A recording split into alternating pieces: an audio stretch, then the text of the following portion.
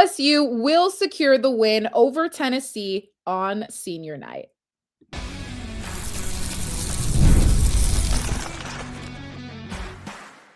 You are Locked On Women's Basketball, your daily podcast on women's basketball. Part of the Locked On Podcast Network, your team every day.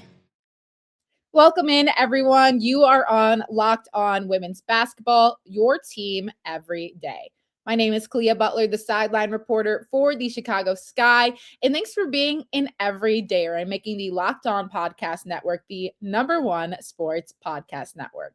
As always, I'm joined alongside Sophia Jones, the radio analyst for the Golden State Valkyries. Sophia, what should we be on the lookout for today?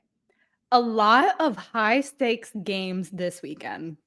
It's getting about that time. But before we get there, have your cake and drink it too. Birthday cake flavor is back. No fork needed. Vanilla-y, cakey flavor, caffeinated kick, and no sugar. It's party time. Order now at 5hourenergy.com or go ahead and grab it on Amazon. All right, our roadmap for the day, as Sophia mentioned so kindly, there is a lot to be on the lookout for when we're getting into seeding and these final pushes that some teams might need to make, because there's only a couple of games left in the regular season for college basketball. It's crazy. We're all shocked by it, but as soon as it comes, it goes. All good things come to an end. But we're going to get into the ACC Big Ten seeding, Big 12 SEC. But it's a big night for LSU, which is also going to matter when it comes to this seeding that we're talking about. LSU facing Tennessee tonight. Tennessee has been on a rough run as of late. They've dropped 4 of their last games. They've lost to Texas, Ole Miss, Texas A&M.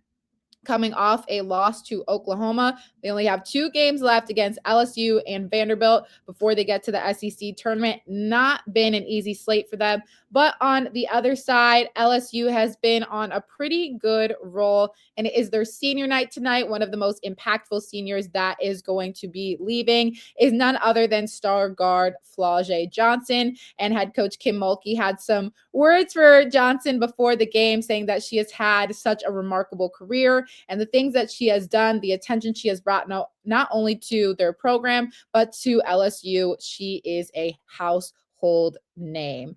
Sophia, what can we be on the lookout for in the significance and importance of LSU and Tennessee today? For LSU, you always want your seniors to go out on a high note. So for a player like Flau'jae Johnson, you want to celebrate her, get her off with the win. But sometimes with so many emotions surrounding you on senior night, it can either help guide or distract you. Going up against a team like Tennessee, who thrives when a game is also sped up and they can get you to play out of character, they'll have to be very meticulous in how they are up and down throughout the course of the game. But Tennessee, they are in desperate need of a win, especially when you look at the SEC's tournament starting on Wednesday. That's not a lot of time to gain a little bit of momentum, but if you get the win against LSU, that would really help you. When we're looking at some of the star players, again, LSU, Flau'jae Johnson coming in, averaging 14 points per game. You have Malaysia Fulwiley also averaging 14 points per game. Let's talk about her impact, because she has been the difference for this LSU team, in my opinion. As soon as she comes off the bench, she is the spark plug. She has been the reason that we saw, especially in one of their most recent games against Ole Miss, that they were able to come back from trailing for a little bit and really rally, especially in that fourth quarter when she was putting so much pressure on Ole Miss, being able to turn around, capitalize that into points. She is the difference maker when it comes to their defense, but also an offensive spark. Yeah, in that game against Mississippi, she had 26 points, 7 rebounds, 3 steals, and 2 blocks. She followed that up with a performance including 22 points, 11 rebounds, 2 steals, and 3 blocks. So she's really getting it done on both ends of the floor. And like you said, whenever she comes off the bench, she has the capability and the skill set to completely shift the flow of the game. She helps to catalyze LSU's style of play where they want to speed you up. They like to play fast and get out and run, create their offense in transition. So she really helps to establish that tone. And again, she's an underclassman. And so whenever you're an underclassman as well and you have seniors on your senior night, it could be a little extra motivator. And for a player like Malaysia Fulwawi, who is that spark plug, she'll need to have a big performance tonight. Let's take a look at what's going on for Tennessee, too. I mentioned they're on that 4-game losing streak, and the road is not getting easier for them, having to face an LSU, having to face a Vanderbilt for their final conference game of the season before they get into that conference tournament. This is not what Tennessee was looking like at the beginning of the season. They were remaining dominant. They were always above the top 20 within the top AP top 25, but they've slowly started to trickle lower and lower. And a lot of that seems to be coming from inside, not necessarily their performance of play, but maybe a deeper level than that. We've seen Coach Caldwell come out and mentioned that she felt like her team hasn't been playing with enough heart in their last game. Janiah Barker, one of the standout players for Tennessee, was not playing in that game because, a quote from Kim Caldwell said that, quote, she didn't meet team standards and didn't make the trip, end quote. What is the impact of, not having Janiah Barker in rotation there, losing that game, maybe bringing her back into this one, but also when you're saying a player didn't meet team standards and just kind of some of the remarks Coach Caldwell has made before, it doesn't only seem like basketball is the issue here, but maybe something going on within that locker room and whatever the case may be. Yeah, there's been a lot of spotlight on the Tennessee program throughout this losing streak. You mentioned the comments that Kim Caldwell had. She also said she felt like she had a lot of quitters on her team. This was after the South Carolina loss that kind of began that downhill slide for the Lady Vols. But for a player like Janiah Barker specifically, when she's on, she is one of the biggest matchup issues in the country. She has outstanding height, can put the ball on the floor, stretch it. She can shoot it. She has a high motor when she wants to, but she's definitely someone that immediately could be an X factor for the Lady Vols. She's 6'4". She's someone that's also a senior, so that's another thing. Whenever you're on the court and you see other team have their senior night, you just always want to play spoiler. And that needs to be the mentality for the Lady Vols. But Kim Caldwell was asked on February 25th if things have been resolved with Janiah Barker and if she expected her to return. And she said, quote, "Yeah, I do." So optimistic that we'll see Janiah Barker in this game against LSU, who, again, for a Tigers team that whenever Kim Mulkey has gripes, it's about their toughness and rebounding specifically. Janiah Barker could affect that department. Yeah, exactly. Having her back could be key, especially when we're looking at some of the transition defense that Tennessee has had some issues with. LSU, obviously a team that can get out and play fast. They can slow it down at times too, but defense it's going to be a little bit of a battle of defense here because we've seen what LSU has been capable of doing. And then Tennessee on the other side has to really lock down when it comes to that. And also what you mentioned most is kind of this grit that both coaches have talked about throughout the season when they've had these losses. It's who really wants it a little bit more. When we're looking at the standings really quick, South Carolina at the top of the SEC, Texas, Vanderbilt, LSU, Oklahoma, Ole Miss, and then we see a Tennessee. So LSU 10-4 in conference play. Ole Miss 8-6 in conference play right now. They're in that 7th spot, if I can count correctly. What does that look like when it comes to seeding? Obviously, teams wanting to get into that bye to double bye category so they have an easier route to the championship game. Obviously, going to have to play likely a little tougher competition. But what's that significance for LSU, getting another win here, especially since they're so head-to-head with Vanderbilt in the standings, who also has another game and also has to face Tennessee? You don't want to be on the same side of the bracket as South Carolina.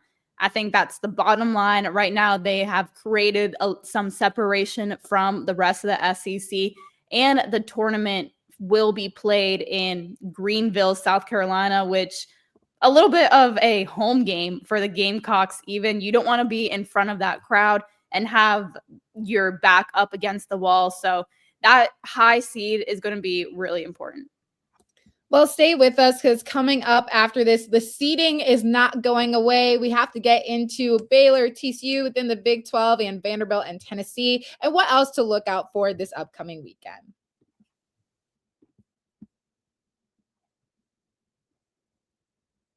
Welcome to the 5-hour energy flavor draft with 18 different flavors to choose from, including new options like confetti craze, fruity rainbow, or cotton candy. There's something for everyone. The board is set, the flavors are ready, and I've got my number one pick for the 5-hour energy draft. So when we're taking a look at the flavors here, I mentioned a little bit before about that birthday cake flavor, which is going to come in clutch because my birthday is approaching. I still got like a month and a half, but that's the idea behind it. Wanting that vanilla-y, cakey flavor that's just not too sweet. I know like a bunch of sweet things, and it's a good right in the middle. I think on top of that, what would taste good with a birthday cake flavor is a confetti craze. Not too sweet, again, 0 sugar, and just something that is going to brighten up that flavor of the birthday cake. So looking for both of those to kind of add to my 5-hour energy, I think that would make for a really solid combo. So overall, find your favorite flavor of 5-hour energy shots available online at 5hourenergy.com or on Amazon. There's nothing like being in an NBA arena. The crowd, the energy, the moment. Getting tickets, though, that part always hasn't been so simple. That's why Game Time has become the go-to app for scoring tickets fast without the hassle. It puts the advantage back where it belongs, with the fans. Being able to see the view from the seat before buying made the decision really easy. Whenever I go to Bulls games, I like to just take a look at what the view is going to look like. You don't always know. I've been there plenty of times, but still, it's nice to see exactly the sort of section I want to sit in, if I want to go higher than before, if I want to go lower. And it's very accurate when it comes to showing you how close you are going to be to the court. So take the guesswork out of buying NBA tickets with Game Time. Download the Game Time app, create an account, and use code LOCKEDON for $20 off your first purchase. That's code LOCKEDON for $20 off. Download the Game Time app today. And remember, it's gametime.co, not .com.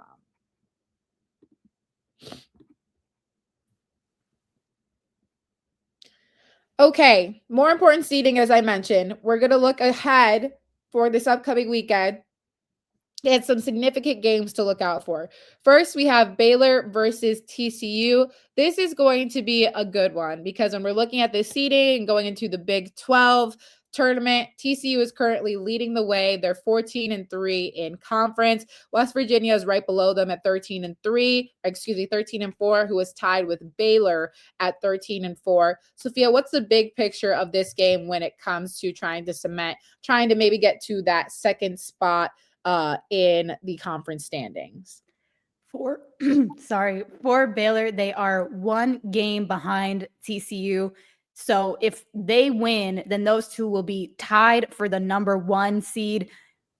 TCU beat Baylor earlier in the year, so Baylor is definitely going to want a little bit of revenge this game, but they will have a big mountain to climb because TCU is playing at home. It's another one of those games. It will be their senior night, so you're spotlighting Olivia Miles, but TCU has been really, really strong this year at home. It's not going to be easy at all. But when you're looking at the stakes of this game, and again, Big 12 tournament begins Wednesday, March 4th in Kansas City, Missouri. It's something that you don't want to leave it up to chance whether you can secure that number 1 seed or not. Yeah, and TCU just won their second straight Big 12 championship. which is their regular season title, which means, as we were just talking about, they are the number 1 seed going into the Big 12 tournament. They had clinched a share of their second consecutive Big 12 regular season championship with an 83-70 win over Cincinnati.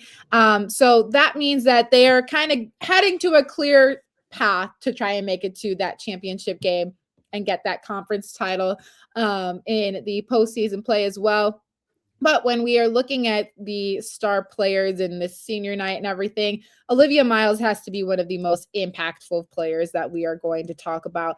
Being able to come in as a transfer and lead a new program for you to back-to-back regular season championships within 3 seasons of finishing last place before that. So we saw a Haley Van Lith come in last season, really take over for TCU. Then they have another star facilitator. TCU has lucked out. Let's talk about that first. They have lucked out with the guards that have decided to transfer over there. But you have an Olivia Miles who was very clear from the beginning of this season that the offense was going to flow through her. And she has really improved her draft stock, which we have talked about, and just cemented herself as, even though she was just here for a season, TCU was a very important transfer for her. Definitely. It, like you said, increased her draft stock. The numbers have always been there. The eye test, she passes with flying colors. But one of the most important parts of her being at TCU is, she mentioned, getting in shape and not getting any injuries, knock on wood. That's something she struggled with her entire career at Notre Dame, where she would see the court and then would be sidelined for a little bit. But she has been very durable during this season for TCU. And when you're transitioning to the W, that point guard position is so hard to be a high draft stock because most teams already really have an established facilitator. So that's an aspect when you look at Olivia Miles as a prospect that definitely helps her. But when you talk about the turnaround that the Horned Frogs have gotten, a lot of it, you have to look at what their head coach, Mark Campbell, has done. Ever since he took that spot, he's gotten some great recruits, the ones that you mentioned, even between Haley Van Lith and Olivia Miles. You get Marta Suarez coming in this year. He has done a really tremendous job turning around this program and making them one of the top contenders in the Big 12. Let's take a look at another matchup going into Sunday. This is Texas going up against Alabama. When we're looking at those SEC standings, Texas is below South Carolina.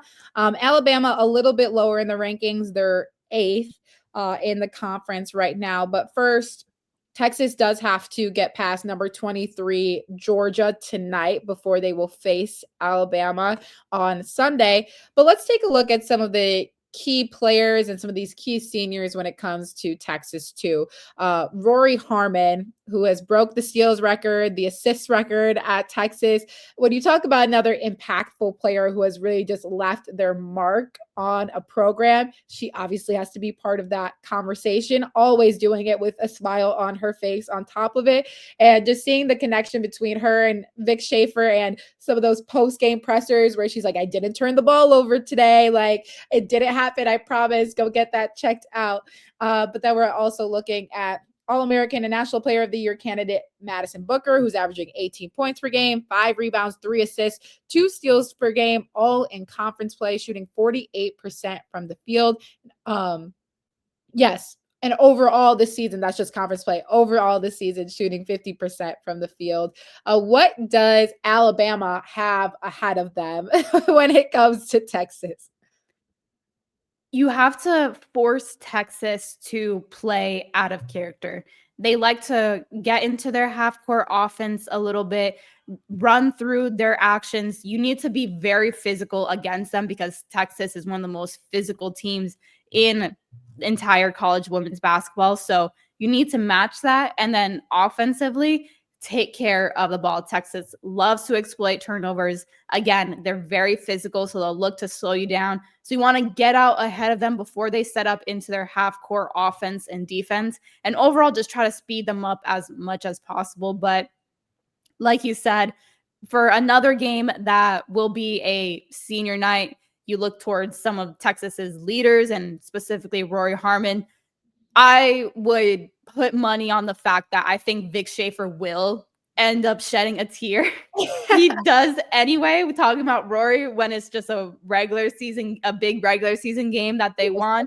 So that's something that if you're Alabama, though, try to play off of it a little bit, catch them playing out of character. Last one really quick, Vanderbilt going up against Tennessee. We'll see how Tennessee goes up against LSU tonight. Again, these games are on Sunday, but Vanderbilt has obviously made a name for themselves when it comes to this season in general, but they are tied with Texas. They're both at 11-3 in conference standings. If they can get another win against Tennessee, Tentacles against Tennessee, what could that look like as they head into the SEC conference tournament? Because Vanderbilt and Texas are tied in the standings, they are both 11-3 in conference play right now. Vanderbilt beat Texas, so they will supersede them in the standings. You just want to keep Texas where they're at, again, because South Carolina is going to be at the other end of the bracket and essentially having a home court advantage when you're playing in Greenville, South Carolina. If you can get that second seed, that's the best position you could put yourself in. Yeah, the SEC tournament will start Wednesday, March 4th in Greenville, South Carolina, and then Big 12 tournament starts March 4th in Kansas City, Missouri. But stay with us because we have all of this to talk about in our next segment still, but we're going up with the ACC and the Big 10.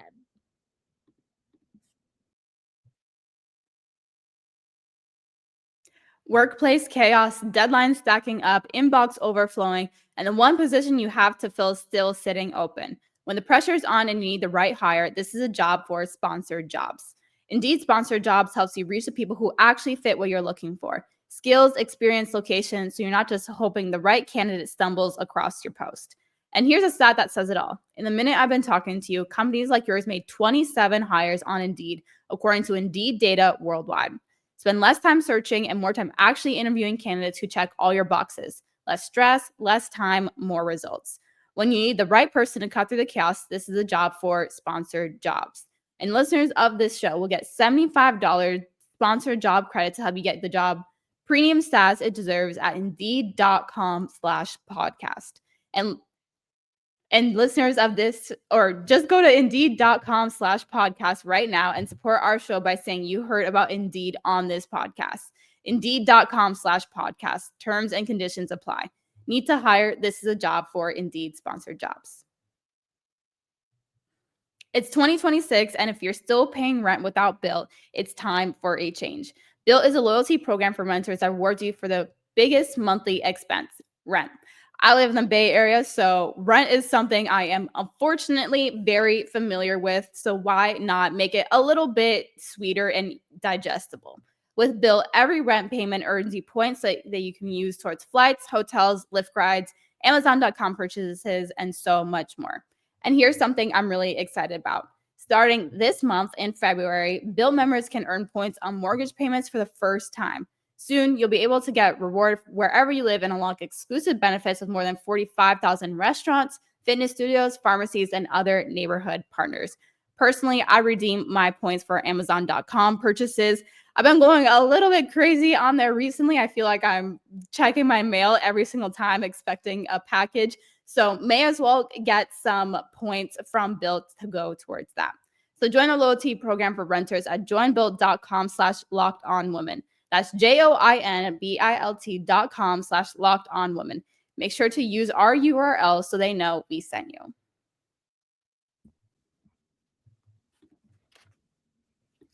Okay, taking a look at some other matchups coming up this Sunday. Duke and North Carolina. It's going to be a battle of the in-state rivalry. Also a battle of some physicality and defensive-driven teams. Duke, who has only had one loss in the ACC, which came to an upset against Clemson. North Carolina not too far behind them. Duke 15-1 in ACC play. North Carolina 12-4 in ACC play. Louisville is who's in the middle of them. What does this look like for Duke heading into the ACC tournament and maybe having a little bit of a chip on their shoulder too after almost having a perfect season in conference play? Yeah, Duke right now they're sitting at that number 1 seed, only one game ahead of Louisville though.